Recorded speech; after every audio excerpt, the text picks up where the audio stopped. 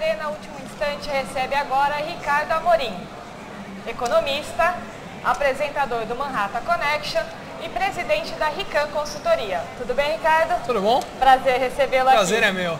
Ricardo, recentemente você afirmou que a Bolsa deve bater, chegar aos 200 mil pontos em 5 anos. Eu falei isso? Eu li por aí. Em que fatores estão baseados as suas projeções? Olha, eu acho sim que a Bolsa vai ter uma alta muito significativa e que tem uma chance bastante grande de chegar nesse nível até ultrapassá-lo. Eventualmente não chegue, mas chegue perto. O ponto importante não é o nível. O fato é que uma série de fatores deve levar a uma alta sustentada de longo prazo da Bovespa. O primeiro deles é uma alta forte no preço das commodities. À medida que o eixo da economia mundial saiu de países ricos e foi para países mais pobres e mais populosos, Índia e China, você tem um boom muito significativo na demanda por alimentos, metais, minerais e energia.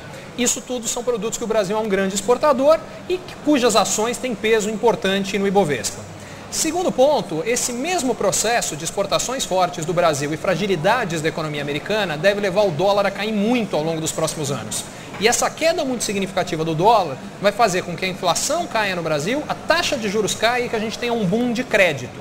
Esse boom de crédito também deve colaborar para uma alta muito forte da Bolsa no Brasil. Você já tinha essa expectativa antes da quebra do Lehman Brothers? Na realidade, uma expectativa de uma alta forte da Bolsa no Brasil ao longo dos próximos anos, eu diria até mais, ao longo das próximas décadas, eu tinha sim. E ela vem do seguinte, em 2001 foi que aconteceu a grande virada da economia mundial. A China entrou na Organização Mundial do Comércio. Se a gente for ver, de lá para cá, a gente passou a ter um desempenho das economias emergentes muito melhor. E no caso brasileiro especificamente, a Bovespa saiu em outubro de 2002 de 8 mil pontos para 72 mil pontos em maio de 2008, quer dizer, multiplicou por 9. Se a gente tiver a mesma coisa agora, saindo dos pouco menos de 30 mil pontos que foram verificados em outubro do ano passado e multiplicar por 9, a gente está falando de 270 mil pontos. Pode ser mais do que isso, pode ser menos do que isso, ninguém sabe. O fato é, a gente está num ciclo muito forte, muito positivo de elevação brasileira à medida em que o papel dos países emergentes na economia mundial é cada vez maior. Antes da crise, o eixo de produção do mundo já tinha mudado para cá. Cada vez mais, tudo aliás, qualquer lugar que você vai e olha de onde é feito, quase tudo é chinês. Mas você tem cada vez mais a produção acontecendo em Brasil, Rússia, Índia, China e outros países emergentes e cada vez menos em Estados Unidos e Europa. Sejam produtos, sejam serviços. Com a crise e com o consumidor americano e europeu endividados, sem emprego e sem crédito, ele vai ter que consumir menos. Quem vai consumir mais somos nós, os emergentes. Como nós não tínhamos crédito no passado, a gente não teve a chance de se endividar.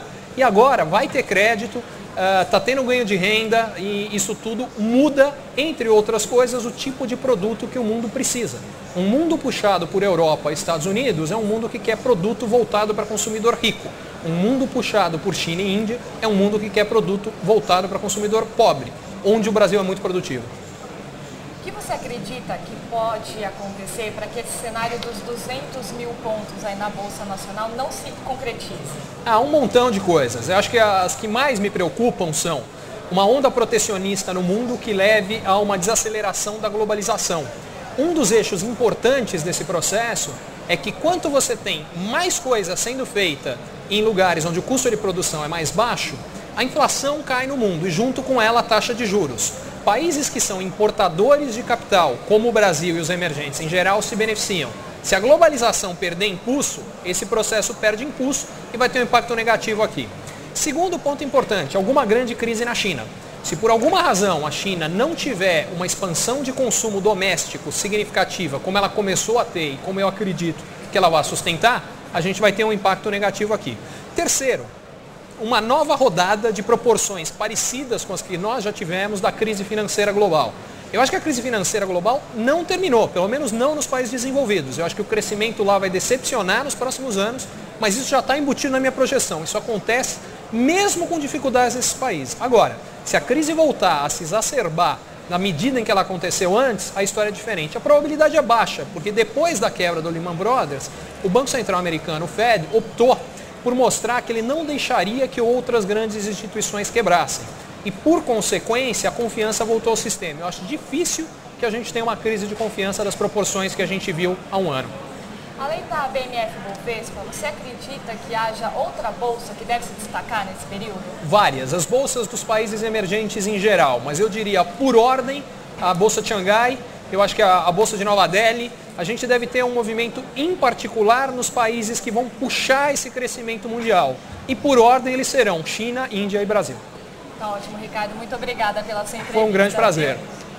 Eu sou Angela Ferreira, direto da Expo Money para o Último Instante, seu canal de notícias financeiras em tempo real.